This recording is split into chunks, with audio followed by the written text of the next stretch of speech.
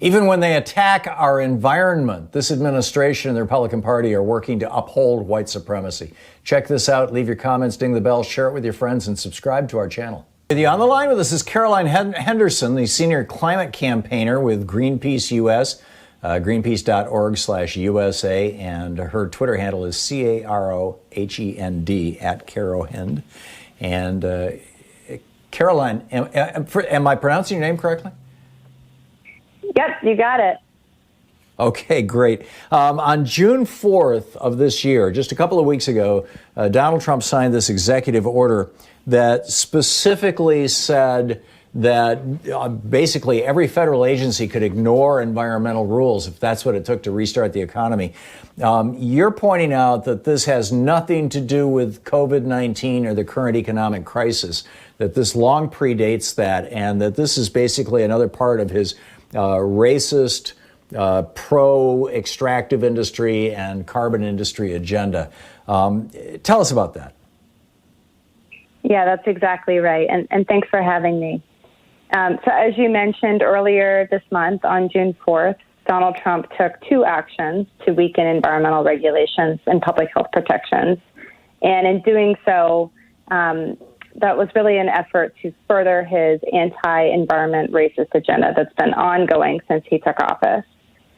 So those two actions that he took, the first of them was an executive order instructing his administration to use their, quote, emergency authorities to bypass environmental regulations and speed up fossil fuel projects like mines and pipelines.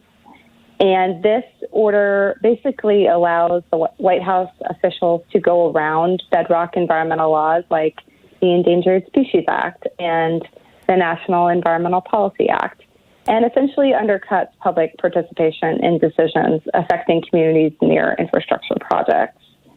And then the second of those actions was a decision from President Trump's Environmental Protection Agency to propose a new rule that will allow the Trump administration to downplay the economic benefit of public health protections, essentially in order to write weaker rules.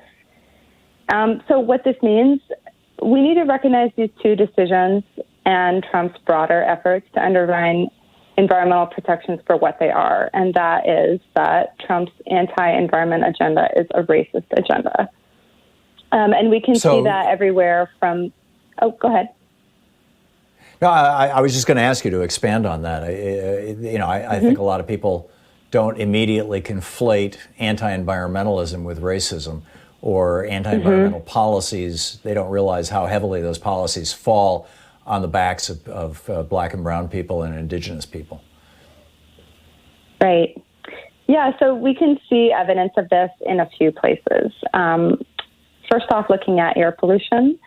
So let's just take, for example, Trump's decision in April of this year, during a global pandemic, to weaken regulations on particulate matter pollution, despite the fact that communities who are continuously exposed to this type of pollution are more likely to have fatal outcomes from COVID-19.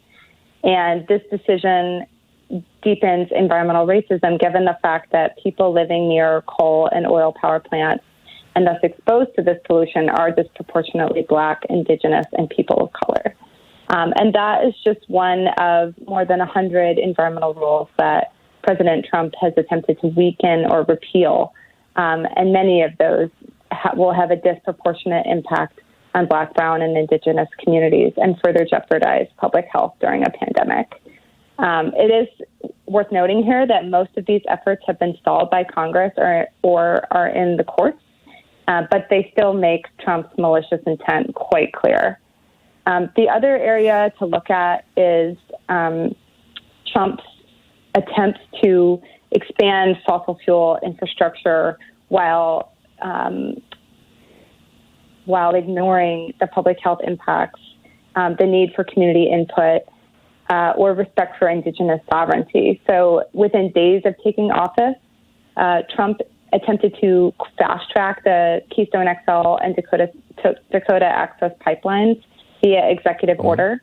And this decision on June 4th similarly, instead of protecting public health, is essentially a rollback to benefit the oil and gas industry that has for decades been wrecking our climate and treating working class communities of color as sacrifice zones.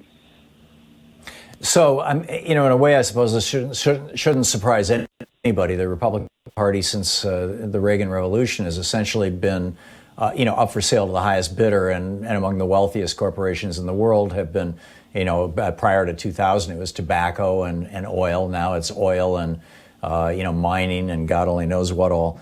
And yet, it's kind of shocking that this is happening.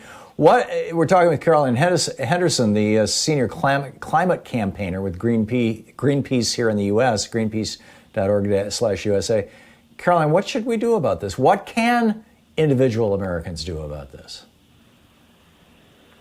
Yeah, right now, Greenpeace, among others, are urging leaders in Congress to step in and stop Donald Trump's ongoing attempts to put lives at stake so that polluters can profit. And this is really part of a broader resistance that we're mounting to Trump's ongoing racist, anti-environment agenda. And that starts with calling it for what it is. So if folks want to learn more, they can go to, as you said, greenpeace.org to take action and get involved with that resistance.